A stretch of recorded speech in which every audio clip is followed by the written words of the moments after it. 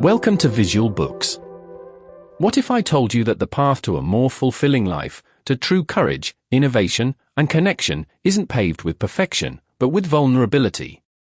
What if the greatest strength we possess lies not in armor, but in the willingness to show up, messy and imperfect, in the arena of our lives?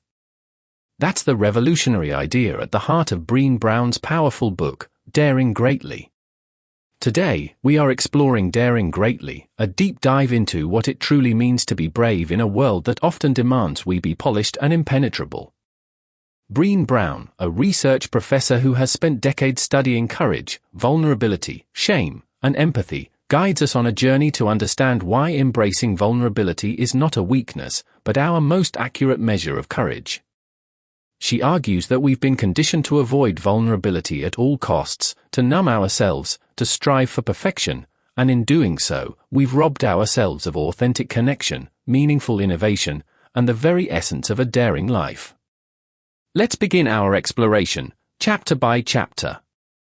Lesson 1. Understanding Daring Greatly. The core concept here is simple, yet profound. Daring greatly is about showing up and letting ourselves be seen, even when there are no guarantees. It's about stepping into the arena, despite the risk of criticism, failure, or judgment. Brown introduces us to Theodore Roosevelt's famous quote, "It is not the critic who counts," and uses it as a touchstone. The people in the arena, those who are actually doing the work, striving for something, are the ones who matter. Those in the cheap seats, the critics, can dish it out, but they haven't earned the right to critique because they aren't putting themselves on the line.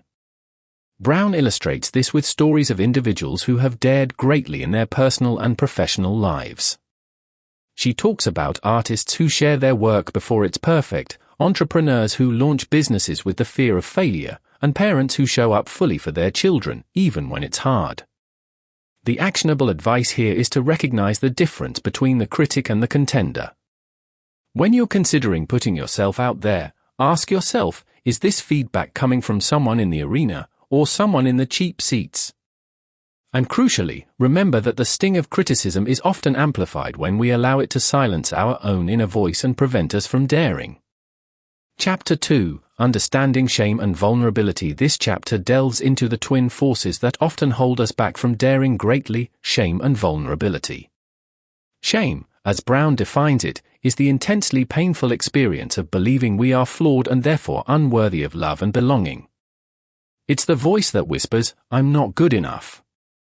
Vulnerability, on the other hand, is not weakness. It's the emotional exposure we experience when we step into uncertainty, risk, and emotional exposure. It's the courage to be imperfect. Brown uses her own research and personal anecdotes to illustrate the insidious nature of shame. She shows how we try to numb ourselves from shame and other difficult emotions through overconsumption, addiction, and distraction, which ultimately isolates us. She highlights that vulnerability is the birthplace of joy, creativity, love, and belonging. It's the precursor to all these positive experiences. The key example she uses is the paradox of vulnerability. The more we're willing to be vulnerable, the stronger we become. The actionable advice from this chapter is to recognize shame when it arises and to counter its narrative with self-compassion.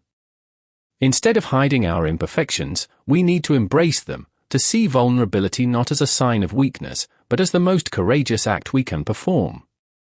Chapter 3. The courage to be vulnerable. This chapter focuses squarely on the courage that vulnerability requires.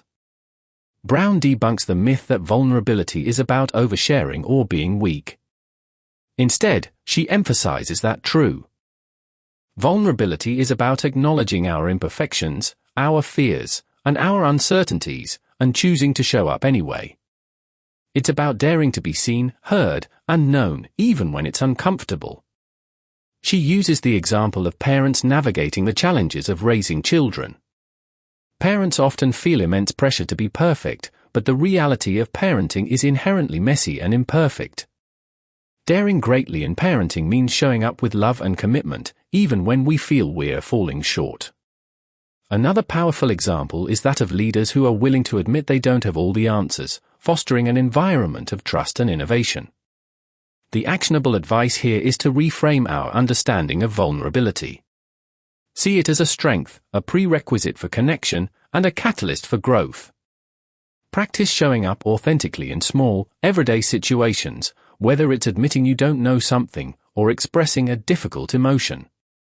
Chapter 4, The Armor We Use and the Vulnerability We're Shielding. Here, Brown explores the ways we armor ourselves against vulnerability, the protective shields we erect to avoid the pain of being exposed. These armors can manifest as perfectionism, cynicism, judgment, knowing it all, and even aggression. While these defenses may seem to protect us, they ultimately disconnect us from ourselves and others.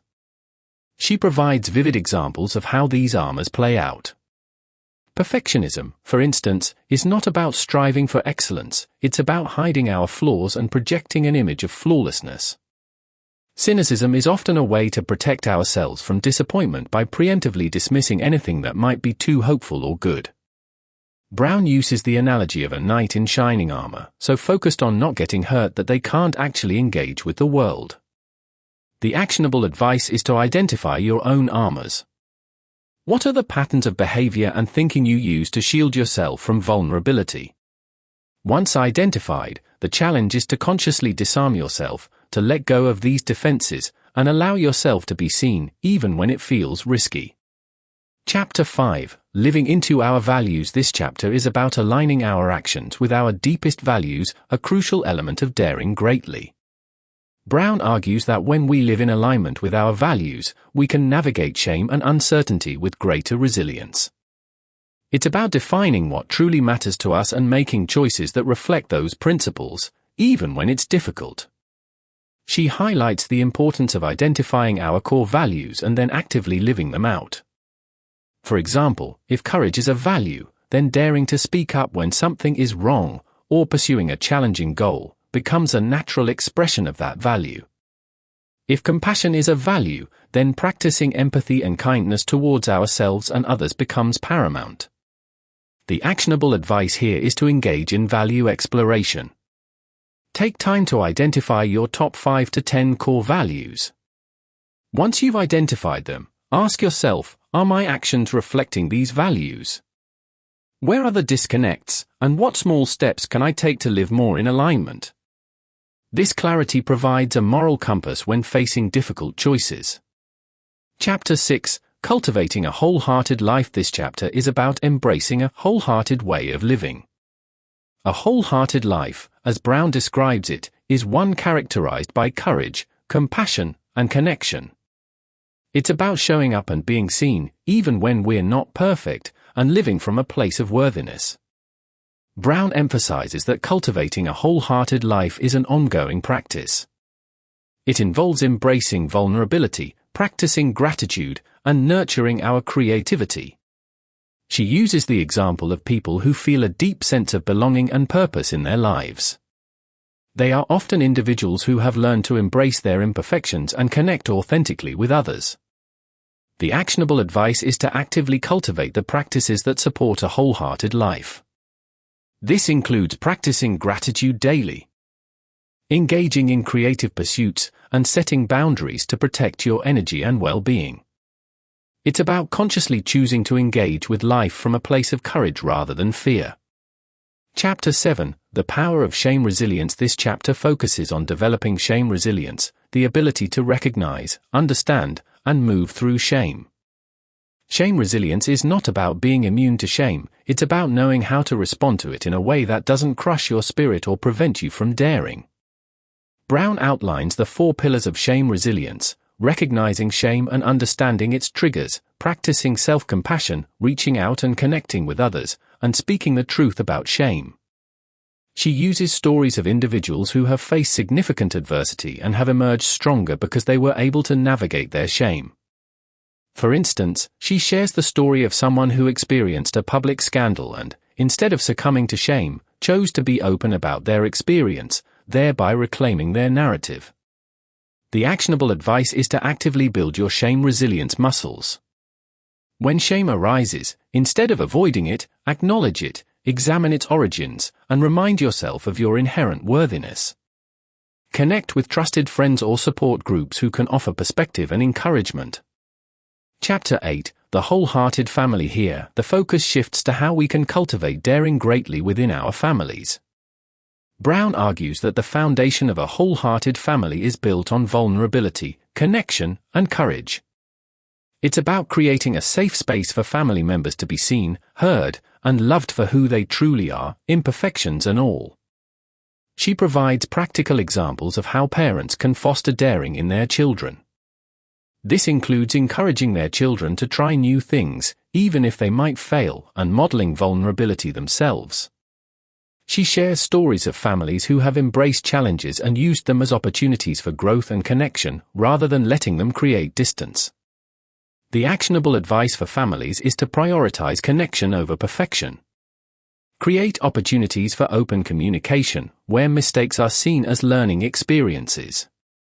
Encourage your children to embrace their interests and passions, and be willing to be vulnerable yourself, showing them that it's okay not to have all the answers. Chapter 9, The Wholehearted Workplace. This chapter applies the principles of daring greatly to the professional realm. Brown argues that workplaces that foster innovation, creativity, and engagement are those that embrace vulnerability and courage. It's about creating a culture where people feel safe to take risks, share ideas, and be authentic. She provides examples of companies and leaders who have successfully implemented daring leadership principles. These are leaders who are willing to be vulnerable, to admit mistakes, and to foster an environment of trust.